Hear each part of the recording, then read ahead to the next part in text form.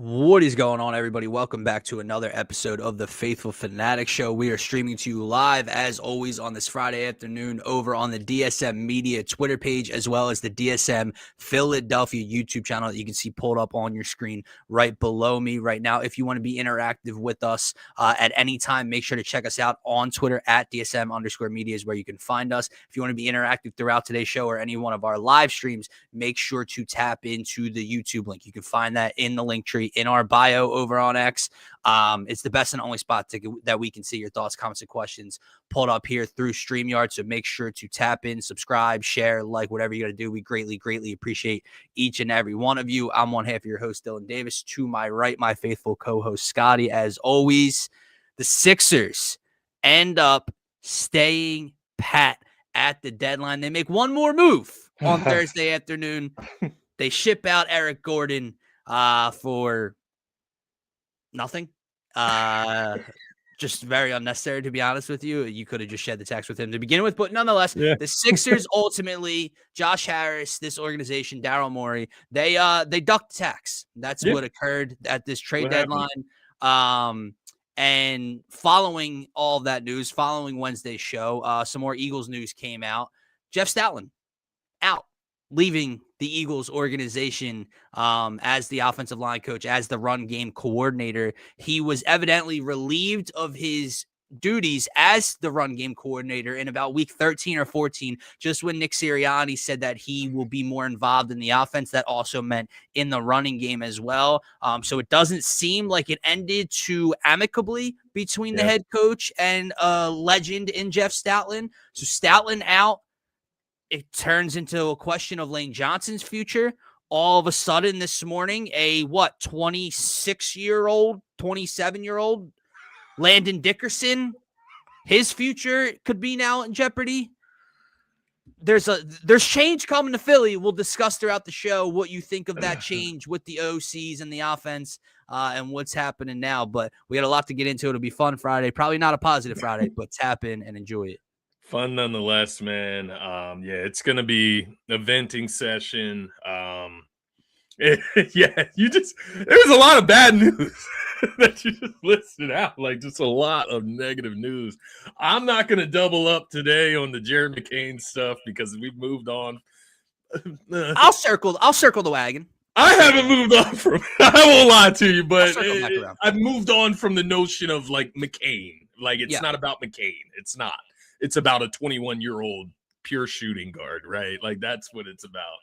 But no, the Stoutland news, we got that right after we got off the show the other day, after we talked about the McCain trade, and it just kind of piled up, man. And now, oh my goodness, why am I forgetting his name? Is it Jeff? What's the writer's name in Philly? The Eagles Jeff writer. McClain? Jeff McClain. He's the one that put that article with inklets out there that, Landon Dickerson may actually have a better chance of retiring than Lane Johnson, which is just fucking nuts for a 27-year-old. He's obviously gone through a ton of injuries, but the news. Sure, but it's odd that this randomly hits the pages directly after the Stoutland departure, right? Because it's not simply just the injuries, right? Something has to do with Jeff Stoutland not being in the room anymore. Yeah. Where do you want to start, my man? Tell me. Talk to me. Let's start with the Eagles because I'll get to the Sixers. Obviously, they lose a game to the Lakers last night that was very winnable. They gave up 68 points in the second half. Turnovers galore in the third quarter and late and early on in the fourth quarter. So a very winnable game in LA versus Luka versus LeBron that slipped through their fingers. So that just adds on to the negativity. So we'll come back around to them and the Eric Gordon trade. I can't even say it without laughing. But let's start with what D-Rab's talking about. We'll start with Stoutland leaving the Eagles and some of these rumors that are hitting now. And I'll be honest with you, man, when I first read the news, initially it sucks.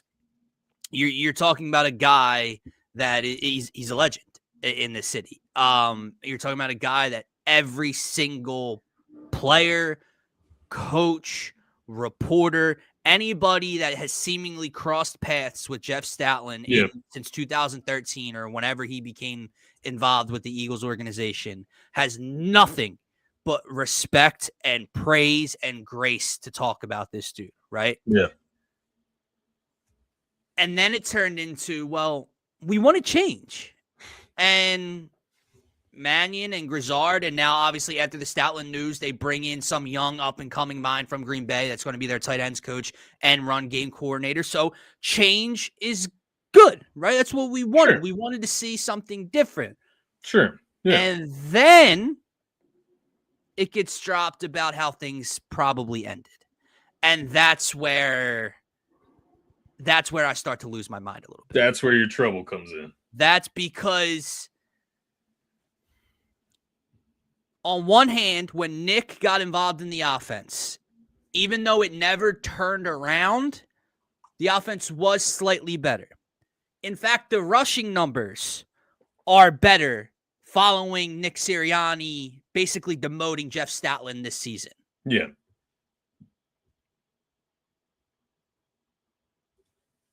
But if if the truth is that Jeff Stoutland is leaving because he was basically, in a way, pushed out of his position, that's a disgrace. Because, yesterday or Wednesday, you spoke to me about Jared McCain and people so quickly forgetting, the half year he had last year for 20 games this year, right? Yeah. Well, yeah, the run game was bad. And that falls directly on Jeff Stoutland's shoulders. The offensive line play was bad. That falls on Jeff Stoutland's shoulders. But we just are going to dismiss, not we, the fans, because obviously I think 99.9% of the fan base is upset about this, but we're just going to dismiss the prior 12 years, 13 years. Right. We're not going to acknowledge the injuries to the offensive line. We're not going to acknowledge the overall inconsistencies and struggles with the offense that will then impact running the football because you can't pass the football. And all of that, and he gets forced out in 6 weeks. That's a joke. And now I can confidently say this. Nick Sirianni is on the hot seat. Yeah. Nick Sirianni's job is on the line in 2026. Yeah. That's the bottom line. Yeah. No, I completely agree with you. And I think that's some of the takeaways that I had from reading Jeff McClain's article as well was that this is, you look at Sean Mannion, you look at Grizzard that they brought in from Tampa Bay. These are contingency plans at the end of the day. You have options now if you do have to move on from Nick Sirianni. Sean Mannion being that young coordinator, that young high-profile type of candidate, he seems like an ideal guy that could, if he, has some early success. But in return, if he has early success, that means success for Nick Sirianni. So it'll be interesting to see how that whole relationship plays out ultimately. But yeah, it almost, from the sound of the way you said it, it almost, and I say that you're just reading the way it's come out, right? It almost sounds like we are now shifting blame. And basically Jeff Stoutland is like the fall guy for this shitty ass offense. Right, in a sense. Right? Like, in a sense. Like, yes, Kevin Patullo fired, but we're also going to. Not really. He's still in the building, Scotty. He's still on the coaching staff. He's still in the yeah, to be fair. But we are also, like, on top of, like, firing Kevin Patullo, because we can't just let it there. It can't just be Kevin Patullo. We got to throw our longtime Hall of Fame coordinator, coach, whatever you want to call him for this organization. We're going to throw him under the rug and basically insult him. Let me throw this. That's where it hurts me. We've insulted Jeff Stoutland. Yeah. How backwards? I'm not even sure that I agree with what I'm about to say. It just popped in my mind last second. Is it replicable to Chip Kelly and Howie Roseman? Now, Howie didn't have the tenure and the respect that an older guy like Jeff Stoutland has brought to the table at the time. But what I'm saying, we all remember Jason Kelce's speech, right? We all remember when Chip Kelly came in and shoved Howie Roseman in the janitor's closet, essentially, and demoted him of basically all duty, stripped him of all titles. He was just in the building like a ghost. And then he and it's like this guy who thinks he knows better and whatever, like, Jeff Stoutland has been around for a lot longer than Nick Sirianni's been around. Jeff Stoutland's been involved on 3 Super Bowl teams. Nick Sirianni's been involved in 2 Super Bowl teams. Yeah. Jeff Stoutland didn't just have success as a run game coordinator when Saquon Barkley came to town. Jeff Stoutland found ways to make LeGarrette Blount and Jay Ajayi and Corey Clement relevant. He found ways to make Miles Sanders rush for over 1,000 yards. He found ways for DeAndre Swift to run for over 1,000 yards. I don't know how I feel about that. I'm just saying, like, you have this young. I mean, Nick's been around for half a decade almost now with the Eagles at this point. It's not like you just got here. For what it's worth. Like you mentioned, fall guy almost. It's not that they maybe blame Stoutland, but the lack of respect. Like you demoted this guy. You embarrassed. That's the first guy you go after with the offense struggling. Not Kevin Patullo, not him getting demoted. Right. You're involved. Getting demoted. Yeah, that's a great point. You're getting more involved in week 13 if you're Nick. But Patullo keeps his job. Patullo keeps calling plays. But Jeff Stoutland is taken out of the run game coordination. Yeah. That's insane. It's embarrassing. It's ludicrous. And that's why he left. It leads you down this rabbit hole too, man. And it just makes you fucking think about some of the antics and the way Nick Sirianni does operate on the sidelines, because that is all that we can see. We cannot see Nick Sirianni at practice. We see a little bit of him in the meetings, right? Maybe through the HBO show, whatever, Hard Knocks, all that stuff.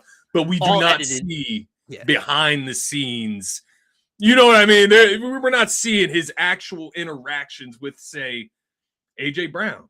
Scotty. If he can insult Jeff Stoutland, a legendary coach for the Philadelphia Eagles organization, what are the odds that he doesn't just tell AJ Brown to shut the fuck up and stop complaining behind the scenes? Maybe. You're not going to get the ball for the first half of this game because you complained last game. We're going to put, like, I don't know. It just seems really petty to treat Stoutland that way. You have 2 guys treat others that way. That might fucking retire following this coach's departure. Now there's more there than meets the eye, right? There's the injury concern. There's the age, obviously, with Lane. This has been a conversation with Lane now kind of circling around. But the Dickerson thing, like, I get it. Like, okay, when you think about it, and this year, all the injuries he went through and played through. Right. But the day after Jeff Stoutland leaves the Eagles, all of a sudden a bomb gets dropped that Landon Dickerson's future is in jeopardy. In the air, yeah.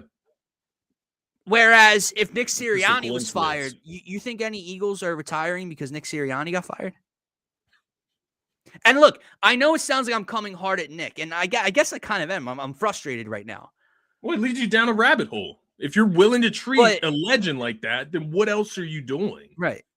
Did you push Jason Kelce out? Now, let me ask you this, right? Let's try to take the blame off of Nick for a second. Yeah. Take the rumor or whatever's out there, take the reports of how it ended out. Let's just say Stoutland did what people thought Fangio was going to do. Stoutland's older. He's done. He wants to move on from the game, right? Let's say Stoutland just leaves. It's a loss, but we all want change. Take aside the drama and that kind of ending. How do we feel about it? Obviously, like, it doesn't sound good, right? To lose a legend like Jeff Stoutland never sounds good, like a positive. But there's some optimism there when you read the reports of the hype around even who Mannion's bringing over from Green Bay to be the new run game coordinator. And if Mannion's if Mannion wants to bring all his team in and bring these guys in and Grizzard and whatever, they have ideas. They have a plan laid out of how to get the most out of this offense. That's exciting. For an offense that has struggled so badly, that's exciting. That's what we want. I do agree. Yeah, I do agree. I think it's just – I think it would be different if Stoutland maybe didn't leave, but I guess maybe that's a nice thing for the Eagles to let him leave rather than fire. I don't know how that works, from a optics standpoint, but yeah, when you phrase it like that, it does sound a lot better. It sounds like a new direction, and we went through that years ago, right? You mentioned Chip Kelly, so on and so forth, when we moved on from Andy Reid ultimately, which it's not to say that Andy Reid wasn't still good at his job anymore. It just may be that his voice is not being heard. That clock is running out. in the locker room. Don't know if that's the same with South, though. We are going to find a lot. We're going to find out a lot in the coming weeks to month and a half, whatever, because as I'm sitting here right now on February 6th saying, I'm optimistic about the change, right? That's a good thing. It's what we wanted.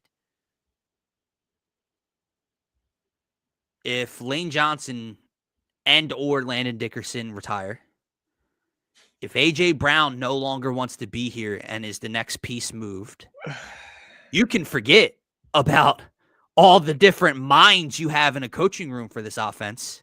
Yeah. You are now down 3 of your top 6 players on offense. Yep. And those holes just aren't refillable like that. Now we're in disaster mode. Yeah. And Cam Jurgens played like complete shit last year. Yeah. So you could say you're down 3, right? Like 3 offensive linemen in a sense if he doesn't return to form. Yeah. Somehow made a Pro Bowl, but that's neither here nor there. I will say that Jalen Hurts, seeing him at the Pro Bowl, I don't know. I did enjoy seeing him have a little bit of fun out there. Showed me that he's not, I get in my head. I see Pumper's comments. I see everybody around us just saying that Jalen Hurts is this guy that I don't see, this arrogant, egotistical guy that can't read a football field that somehow wins the Super Bowl MVP.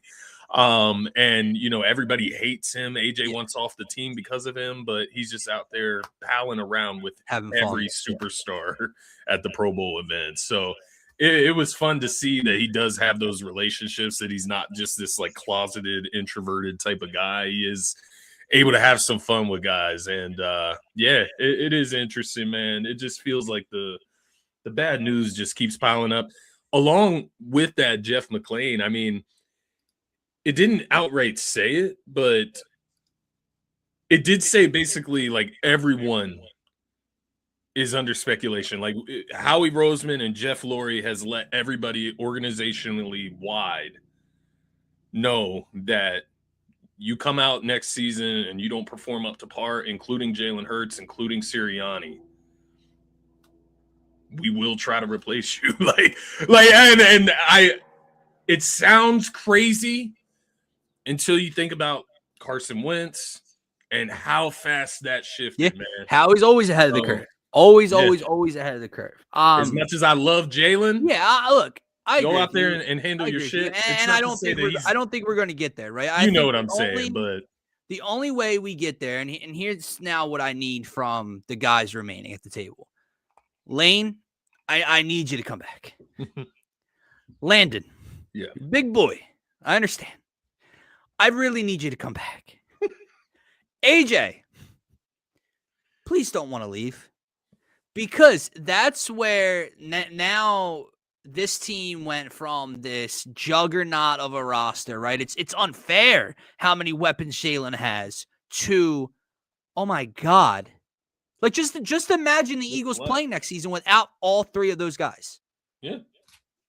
And the rumors that are swirling, it's not the craziest thing to say. Do I think that's going to happen? No. But if you would have said that to me 8 months ago, I would have laughed you out of my fucking house. Look at it this way. Let's just say you lose. Let's just say you move on from 2 of those guys that we've named so far, right? And that's a great point by HP. Exactly what I was getting to. Goddard, Nakobe Dean, Reed Blankenship. That's defense. That's Jalen Phillips. The names go on. We got to extend Jalen Carter. We got to do this. Jordan Davis is a free agent.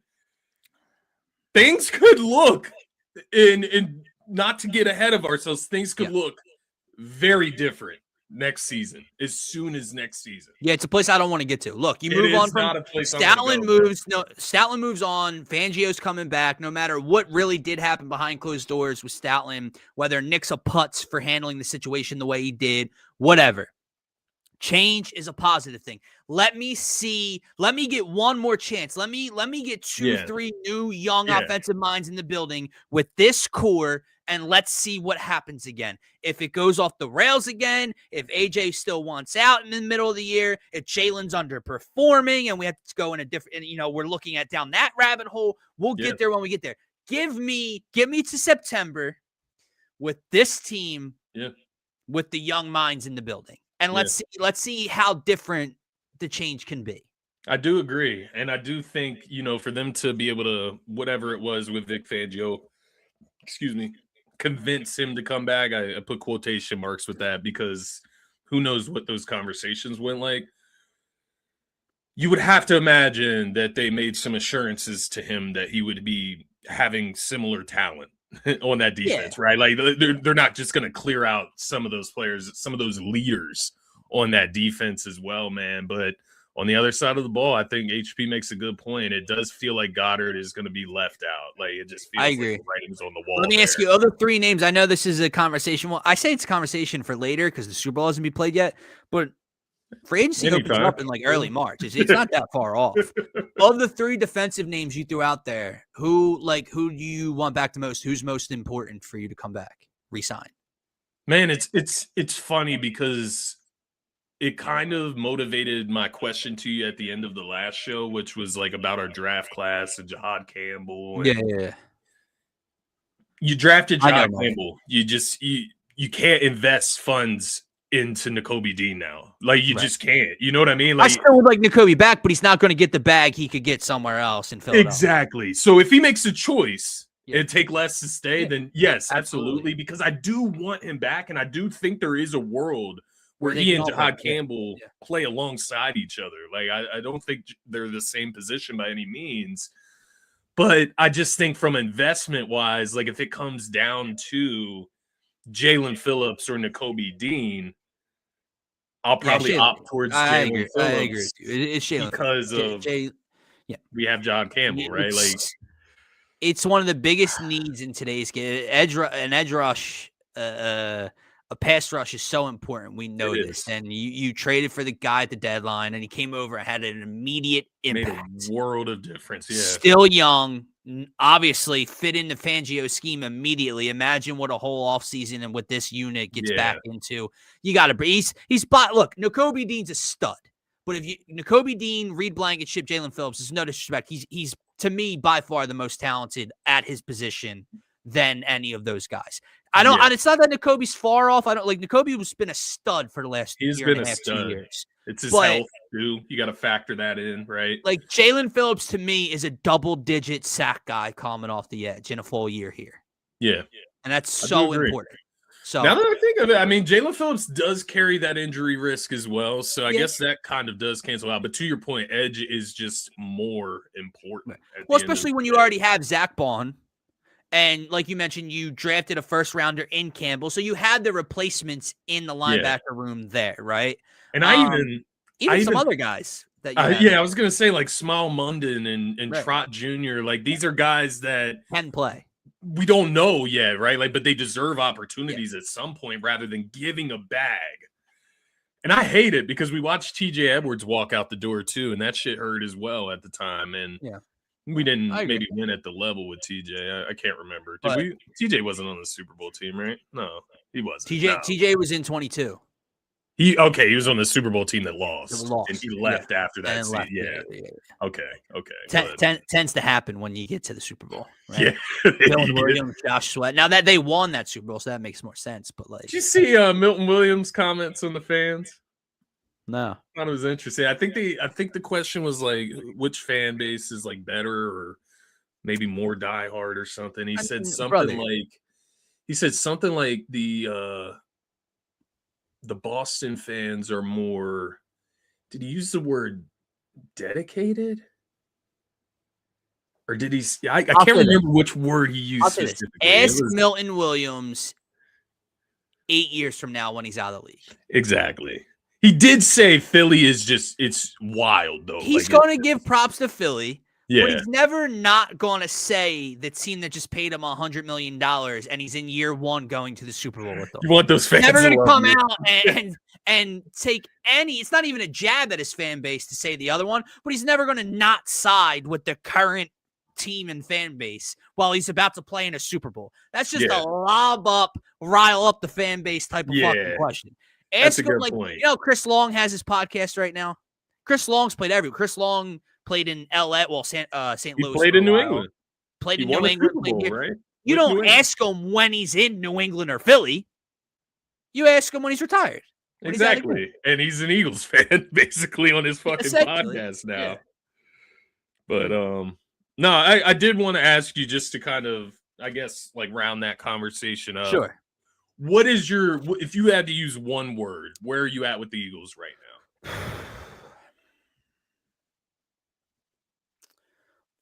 Oh man.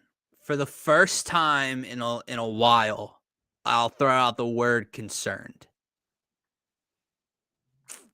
Because there's just too many pieces laid out for everything to go right this all. Like not go right, but like there's just too much smoke for them to keep AJ. Lane doesn't retire. Landon doesn't retire. They re-signed two out of the three defensive. Like, you know what I mean? Like, it just feels for the first time in a long time where the front office, like the organization as a whole, is losing a bit of control. Yeah. Like, for an organization that has handled their players so well over the last half decade and gotten guys paid early and made the moves ahead of time and everything, it feels like there's just a lot of drama. You know, you mentioned the wide receiver that brings the drama, but the coach that brings the drama. We talked about the playoff game against San Fran when Nick's screaming at him to get off the field. And look, maybe Nick's not even wrong for that, right? Like the punt, like get off the fucking field. Yeah. But you got two heads, fucking two heated guys colliding, and that's a guy, and they've both been in the headlines. And so how do they mix behind closed doors, right? Yeah. When winning's going on and AJ's getting the ball, I'm sure it's all sunshine and rainbows. But if both aren't happening, it's probably not the best relationship. CeeDee Lamb, he was on an interview. I just saw clips of it with Kay Adams for the Pro Bowl weekend, whatever. And he was talking about AJ Brown. And I guess she just asked him, you know, from a wide receiver standpoint, maybe working with Jalen Hurts standpoint, right? And I thought he broke it down really well to kind of speak on AJ's frustration. It almost just sounds like he just wants. It just seems like he wants to play with Jalen Hurts. I just throw that out there. Yeah, he loves that guy. You can tell. But he basically was saying, you know, how wide receiver is like one of the most frustrating positions in football because you can go 2 quarters without even getting looked out of your control a little bit. And you still have to run your routes full speed. You have to block downfield or the offense isn't going to be working. And so it can just get tiring. And then by the time you finally do get your first looks in the second half, you've been running all these routes. You've been blocking. You're now tired and you aren't that same player. So it's like it just doesn't work out sometimes. And that can be extremely frustrating. But at the same time, we all have to like try to control our frustrations on the sidelines. And he admitted, like, even himself, he lets it out sometimes too in a way that he shouldn't. So it just kind of, once again, giving in. I do hear it. I do understand. AJ never adds context to anything. That's the problem. AJ just does shit and he does not explain why or how or where we got to this point. And then we just move on. Yeah. So it's it does make sense. Still not an excuse. No, because it is out of your control a bit, where you could even win your route. You could be wide open streaking down the boundary, but if your quarterback don't see you and checks it down, what the fuck, right? The only thing I would say is, like, it's just always that position. It's always wide receivers. It's always star wide. Like, imagine, like, oh, everything's out of your control. Imagine being a fucking center. Yeah.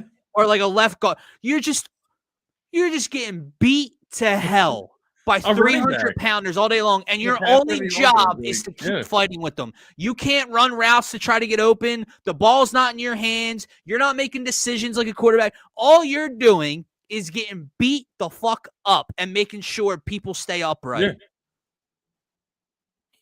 What's the fun in that? Yeah, those guys could complain all day when things aren't going right. You know what I mean? Yeah, no, I completely agree, man. It's just interesting. I say all of that to just think, you know, maybe AJ Brown was just simply fucking frustrated. Yeah. Maybe it doesn't mean that he has to be traded out of the city or move on to a different team. He could simply have been extremely frustrated, just like we all were last year watching that offense. But the word I would pick, man, would be it's similar to you, concerned. I would use the word skeptical. I just look around the organization and I'm just thinking like I said with Jalen Hurts, but it extends to everyone. Like now I'm just like questioning everything. Yep. I agree. Another word, it's very similar to me for concern, but like for the first, like scared almost, because like the Eagles, man, like how much winning they've done over the last 5 years with this tenure of Nick and Jalen. It's like they've just been the steady horse, right? Even if it's not reaching a Super Bowl, even if it's frustrating at times, they're the team that's consistent. They're great. They're going to be in the conversation. They always have a chance. And now, like to HP's point, man, you got the AJ rumors. And Goddard's a free agent who wasn't even going to come back last year. I highly doubt he's re-signing again this year. Right. Landon might retire. You can't bounce back if you are missed. Scotty, 3 of those pieces. If Goddard walks, AJ gets traded, and one of those 2 offensive linemen leave. It's going to be. Oh, no. Oh, fucking no. Yeah, it's going to be ugly. It's gonna be ugly. The only thing that goes through my mind in a scenario like that is like, but that's where I want to keep everyone together, so it leaves a guy like Jahan Dotson. Is he still even under contract? I don't even know, but I think so. He is, right? Jahan Dotson, wide receiver 3.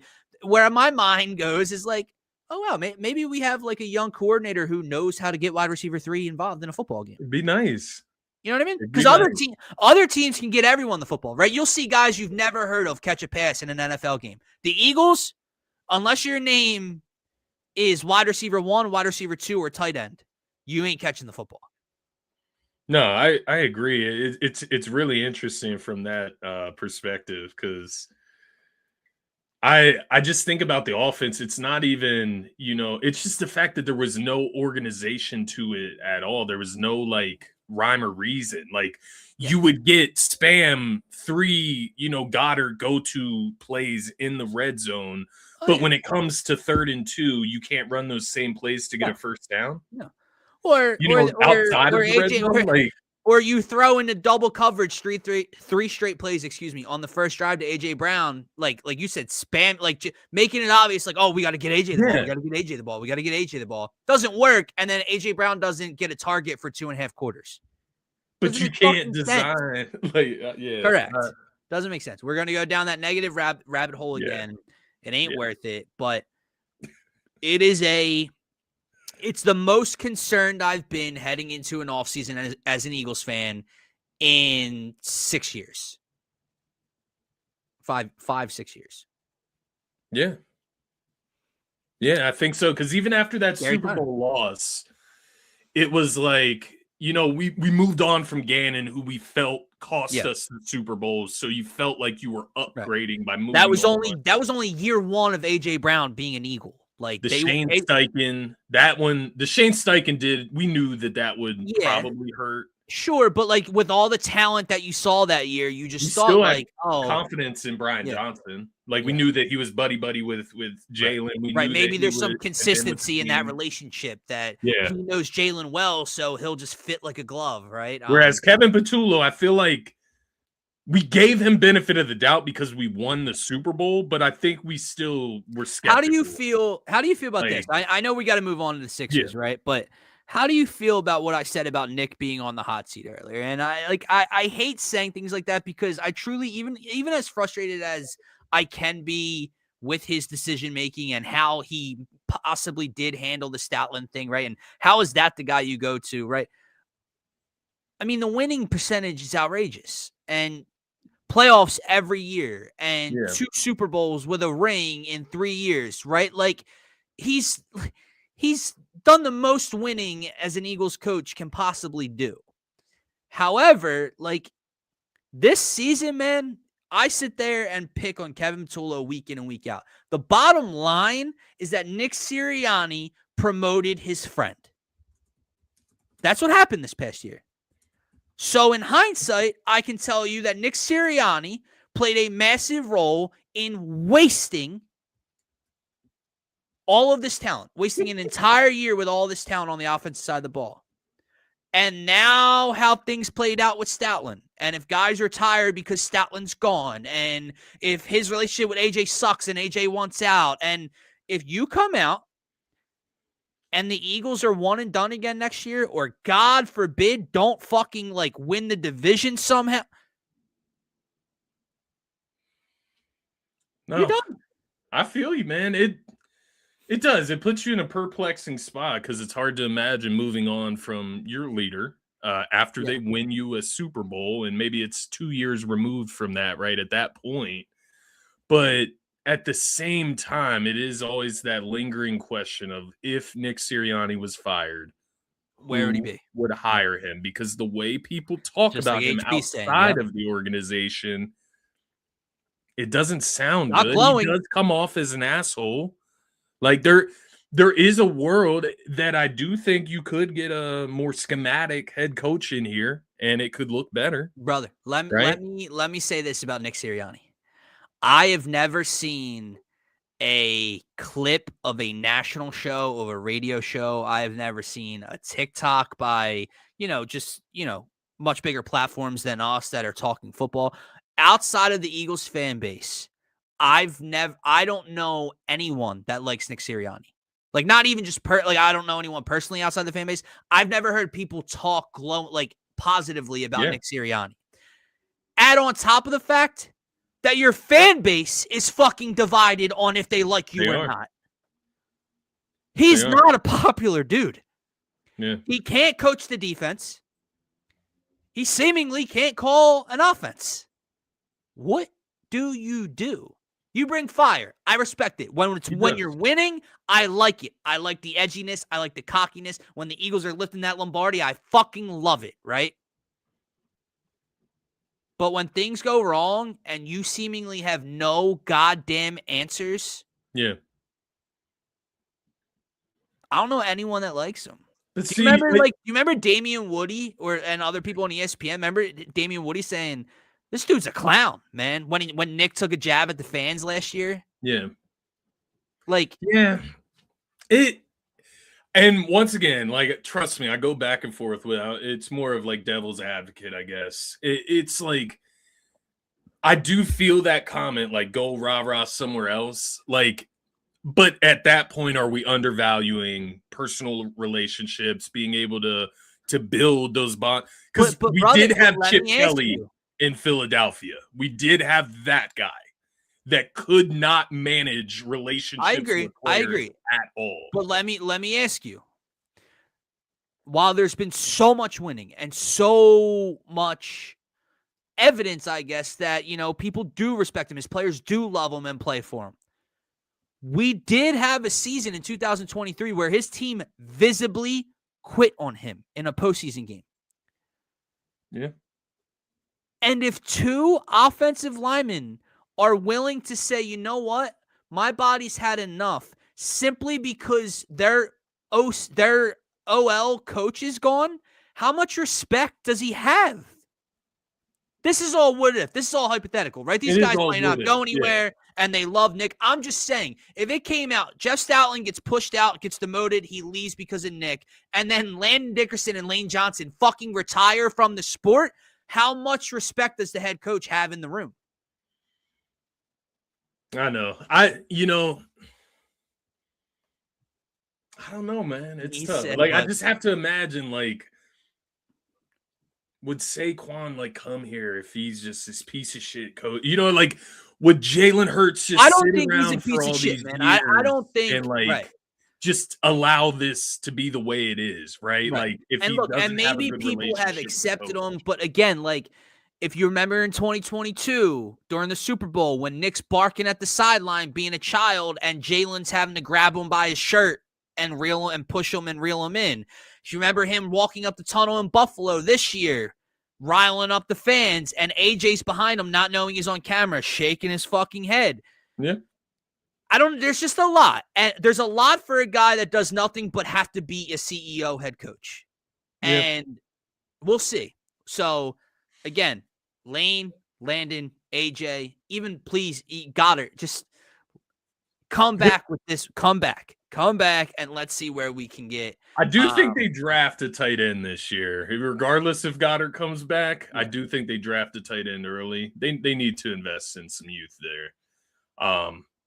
But yeah, man, it'll be interesting. At the end of the day, I've said it before. I would move on from Sirianni before I think about absolutely Jalen Hurts. Absolutely, and that's always going to be the comes case. Down to right. That is 1,000% always going to be the case, right? Because even the year that like they got off of the Carson contract and went Jalen's way, Doug also got fired, right? It wasn't one or the other. They got rid of both. So yeah, there's no way it goes the QB way first. But all right, let's move on to some. Oh, not positivity. Never mind.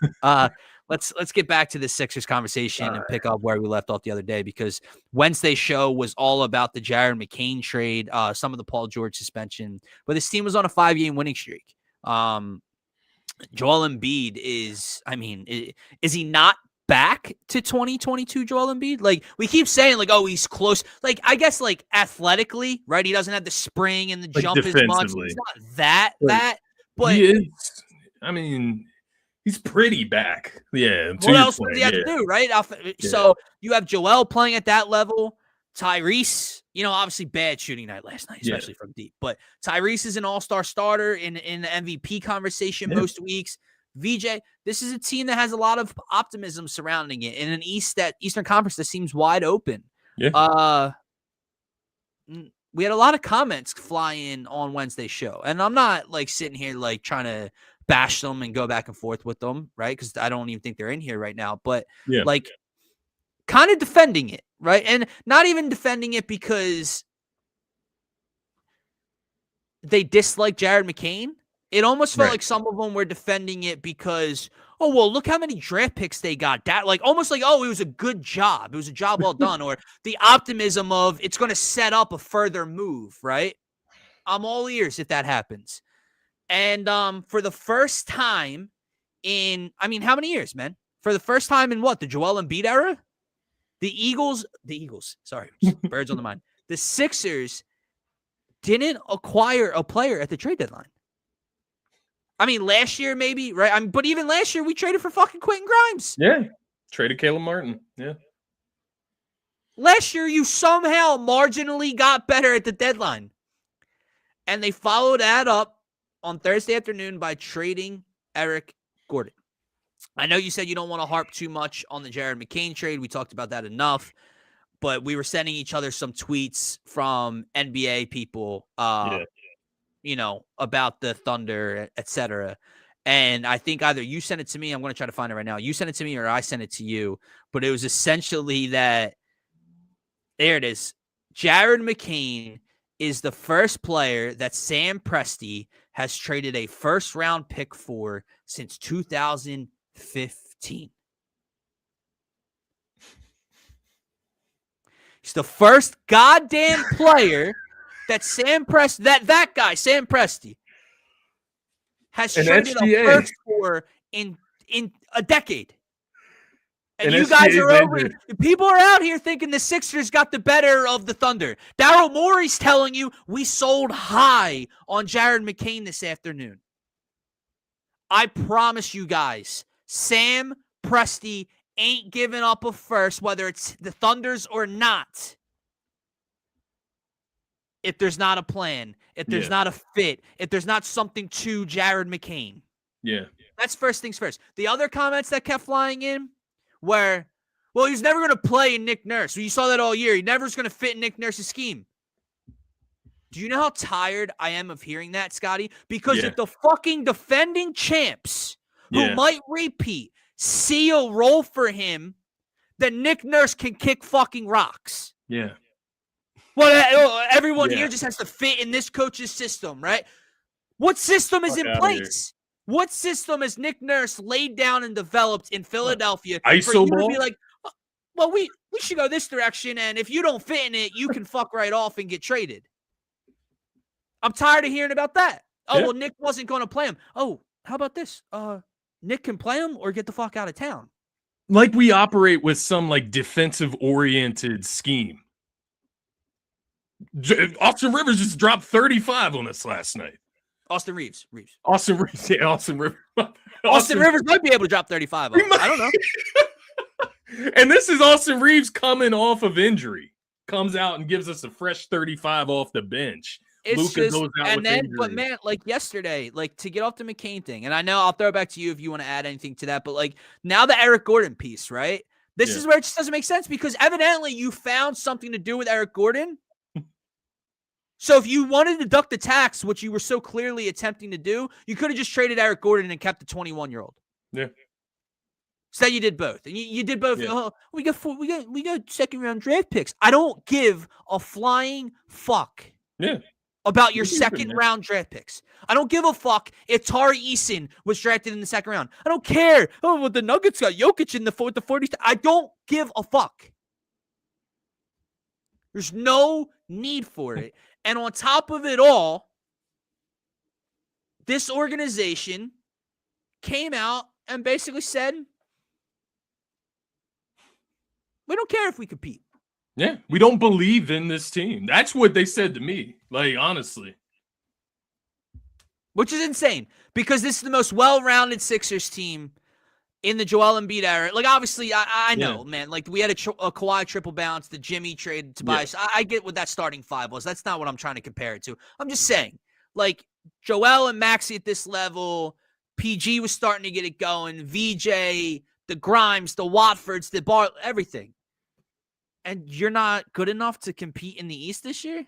Yeah, it's just pushed me into like such a negative, like dark place with the Sixers as a whole, because what the McCain trade initiated in me was like a stroll down memory lane of my happiness in watching Sixers basketball always being disrupted by some bullshit. Yep. Whether it's Ben Simmons sitting out of basketball and not participating. Markelle Fultz forgets how to shoot a basketball. Markelle Fultz. The James Harden era, man. That was like I don't know if it's because he's a Virgo. We got the same birthday. I don't know. But that was like my favorite time of watching Sixers basketball was Harden orchestrating an offense, a true facilitator. And Daryl Morey lies so much, whatever the case may be, right, that Harden would not step back on the court for us. Would not. And so you ruin that. And like I give him props. James has a lot to play in that, but yeah, touche. I know. And there's a lot of caveats to all of these situations. Don't get me wrong. Well, brother, take it back a couple steps further, right? What do we keep? Shit. Mikal Bridges. Shit. You drafted Mikal Bridges from the player from Villanova, two-time national championship. His mom worked at the fucking Wells Fargo Center at the time. They're from, like, she's a Sixers fan. Works for the organization. For the rights to Zaire Smith, who develops a fucking allergy to peanuts and almost dies and can't play basketball. Then Mikal Bridges, goes out and fetches the Brooklyn Nets 6 first-round draft picks. So even if you just waited to trade him, you could have got more, right? And that's how I feel about this McCain shit, because if he was not in your plans for the future, you could have let him rebuild his value, and you would have gotten. That's what I'm saying. Like, Daryl's just we got a comment earlier. More than a Houston Rockets first for Jared fucking McCain. He is a pure shooter. And last night, man, this is where I'll throw it back to you, man. Because last night it just highlighted like so many things that were running through my mind in the last show. One, the Sixers as like this real team, man. Once again, caveats to everything because they're on a long road trip. This is the first one they dropped. Yeah.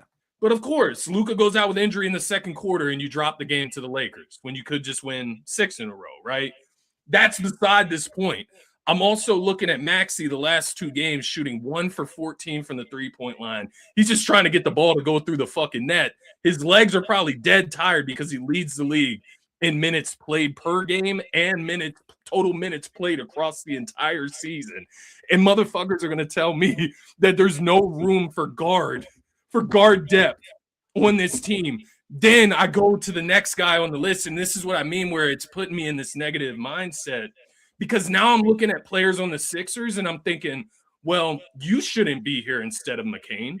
So I'm looking at Barlow with the fucking like magnifying glass with everything that he does. He even played pretty well last night. He didn't play bad by any means, and he had a great game the game before that. So it's not to hate on him. The guy, Quentin Grimes, you put him on my list now because 2 shots. And it's not his fault. It's not his fault because he's probably playing too many minutes. He's coming off an injury, a tweaked ankle that he probably shouldn't have played so many minutes on. Yeah, it's out there, he has 4 points. He has this explosive dunk. Yeah. Well, thank God we got the explosive dunker for 2 The points. dunk and 2 free throws is what he attributed through the net. You need last guys night. to take minutes. Scotty, it's gonna happen to VJ2 down the stretch, man. He's gonna get tired. He's gonna get tired. Wait, so I'm just looking at I'm just looking at the box score to make sure my memory's correct about last night, man. And to add on to all of it, all of this transpired following the knowledge that Paul George was suspended for 25 games. Right. That's what's killing me. So you knew you were going to be down a shooter, a playmaker, a ball handler for 25 games for the next month and a half, 2 months, right? Scotty, they scored 14 bench points last night. They shot 21% from 3. They made 5 3-pointers in Los Angeles last night. And all that guard depth that people keep throwing out there, well, there's no room for them in Nurse's rotation. Well, specifically because Paul George is suspended, I'll keep going back to that. Here's who came off the bench last night. Trendon Watford. Is he a guard? No. Adembona. He play guard? No, he doesn't. No. Justin Edwards. No. I mean, is he maybe a 2 guard at time? 2, 3, sure. Right? Somewhere. Sure. And then Quentin Grimes played 27 minutes, 4 points on 2 shots. So all that fucking guard, and Quentin Grimes isn't a point guard. Not that Jared McCain's like a point guard, but everyone keeps talking about this guard depth. When you trade away one and it's so glaringly obvious you don't have the depth anymore, you never had as much depth as you thought. Yeah, you got fucking a point forward in Trendon Watford's chunky ass bringing the ball up across the floor. What are we doing, bro? And I'm they just got seeing cooked off the fucking bench last night. I'm seeing so many quotes from the Daryl Morey press conference that happened earlier on today. I mean, here's one. He says, "I'm quite confident we were selling high." Yeah, that's the comment I pulled off. That is as blatant of a lie as I've ever heard. He's trying to sell 16. Not just that. So you know what would have been selling high, Daryl? If you traded Jared McCain at last year's deadline and he never tore his meniscus in January. Yeah. That would have been selling high. You would have had a kid you drafted at 16 who was running away with Rookie of the Year, taking the NBA by storm, and people, I don't even know what you could have gotten, but you probably, whatever. Selling high isn't trading them 20 games played into this season, shooting 39% from the floor. This season. All of the guards that the Oklahoma City Thunder have, they couldn't have thrown us just one guard back in return. If they want Jared McCain on their team, fine, they give us draft comp, give us a guard in return to throw into our rotation. No. And everyone keeps talking about you got the first back. That it's the Houston Rockets. It's going to be lower than 16. We're not. You know what I mean? Lower. Scotty, it's going to be in the 20s. It's probably going to be 20, 25 and lower. It's going to be 25, 26, 27, somewhere in that range. Hell, maybe they even make a run in the West. They were the 2 seed last year. They add Kevin Durant. Maybe they make it you were talking about a draft pick that's going to be in the mid to bottom of the 20s in the first round, followed by 3 future second round picks. And y'all are trying to sit here and convince me that it was worth giving up the 21-year-old who shoots 40% from 3 on a team that shot 21% from 3 last night. That's what I was trying to say the other day, and that's why I was getting so frustrated and pissed off because sure, I'll allow guys in the comments to gaslight me with my analysis of Jared McCain. I think Jared McCain I think his ceiling would be a low-level all-star, reserve. I think that he could get there once he gets back into shape, gets into true. He is 21 years old, man. We talk about his size as if we don't have guys like Jalen Brunson dominating the fucking league. And I'm not saying he's as skilled or expertise as Jalen Brunson. Jalen Brunson's almost 30 years old. He's had time to build those skills and that mind of the game. So I'm saying Jared McCain can get there. That's beside my point. You know what I mean? My point was that we're just trading a top 3 shooter off of our bench. No, and for nothing. And again, let's get down to brass tacks. To cut Why, Scotty? Why were these moves made? To duck a tax for a billionaire. Because you're cheap. To duck a fucking tax. That's why these moves were made. These moves, the Jared McCain move wasn't made because the Sixers didn't have a pick in the first round in 2026 and because they could get multiple seconds in the future. They didn't make trades. Like you mentioned, it tells you, they don't think they can compete. I won't even take it that far. I think in their heart of hearts, they think they can still compete. It was done for one purpose and one purpose only. And the fucking flares were sent out overseas a week ago, 2 weeks ago, because all these reports started to trickle out about Andre Drummond could be on the block, maybe even a Kelly Oubre, because they want to get below the tax. And lo and behold, they make 2 trades, acquire 0 players, and duck and get below the tax. That is what took place by Josh Harris, by this organization, by Daryl Morey. Is it all Daryl Morey's? No. You think Daryl Morey cares about the money? No.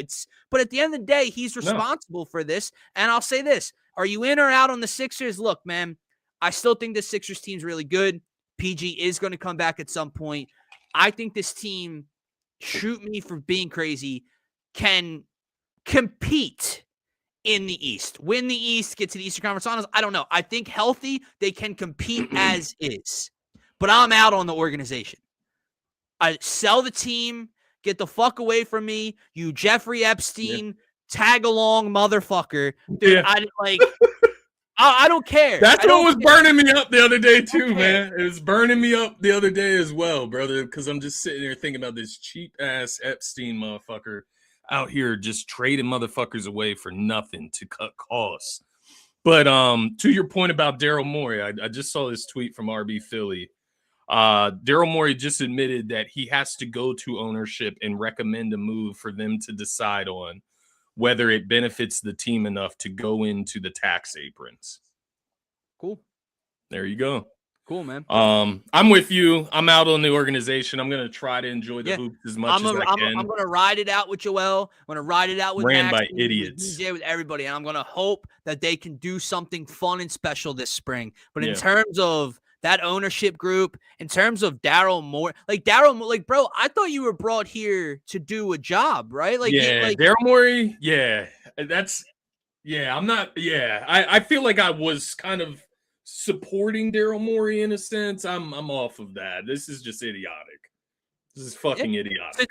To Pumper's point, okay, they want to duck the tax. You accomplished that with Eric Gordon. The McCain thing could be Daryl's point. Daryl might be Dre picks. And then they try to treat us like idiots by having Shams put out there that it's to help convert Barlow. John Clark's just a water carrier at this point. I know we talked about his tweets the other day, but talking about it, look, they're going to convert Barlow. Did you know Jabari Walker can't play another minute for the Sixers as of right now? Did you know that?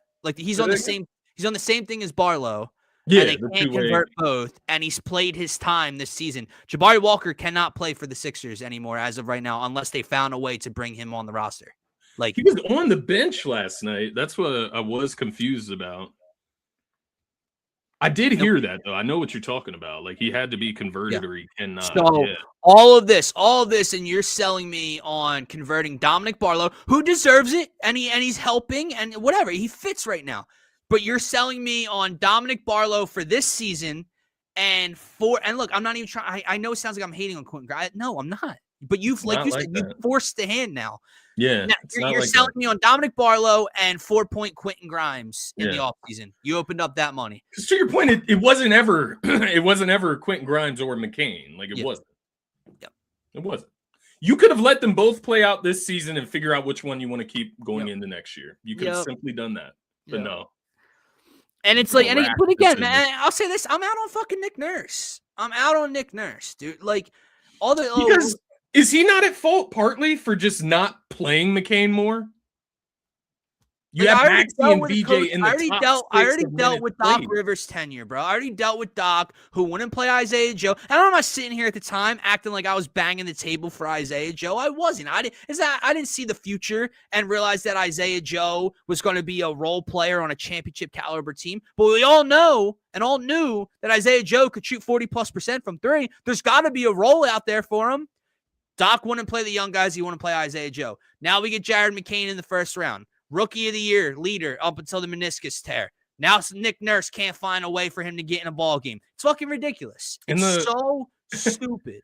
The last thing I'll bring up, man, because I know we got to get out of here. Yeah. It's Friday. But just seeing the way the team reacted, seeing Maxey, what he said about McCain leaving the team and how basically McCain comes to them on the bus to tell them that he's traded. Like, that's crazy. It's just disgusting. Like, that is just so snaky. It is. Like, and again, the Embiid comments.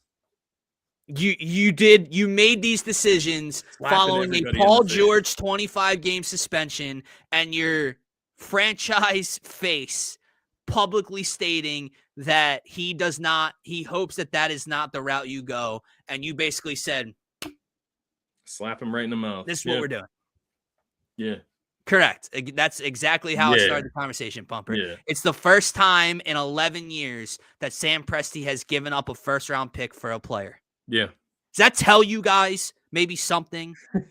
Which it just reminded me, apparently Morey in this press conference, I didn't watch the press conference. I'm just seeing tidbits as I scroll through online. But apparently he was planning on going for Ayo DeSumo from the Chicago Bulls, as like that's why they wanted those draft picks. And obviously Ayo went elsewhere. And you don't have any type of fucking backup plan. The backup plan is to sell more, get rid of Eric Gordon. Right. So then at that point, for you to come out and say that, essentially, you're trying to sell. Again, we're not stupid. So you're making yourself look bad for the fact that you didn't have a succession plan lined up.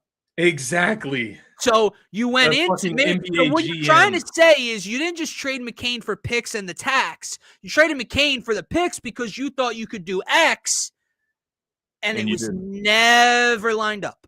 Yeah. And so what? You're saying you got fucked over? Like, what was the point of that comment? Yep. Yeah, exactly. Pumper, man, I don't agree with you often, but we're on the same page here. That's how you know the Sixers are fucking up. If we are out here like nodding our heads in agreement full-heartedly with Pumper. All due respect, Pump, man. Happy Friday, man. He put that picture of that guy. He's trying to say that looks like me. I saw the comments earlier. That's why I laughed. I think he's got two. I think he's got two fucking YouTubes. I think he commented from a different one already. What? Okay, unless you're right. Unless he changed the picture on it. Yeah, I think he changed the picture mid-show. He did. We appreciate it. But all right, man, let's get out of here.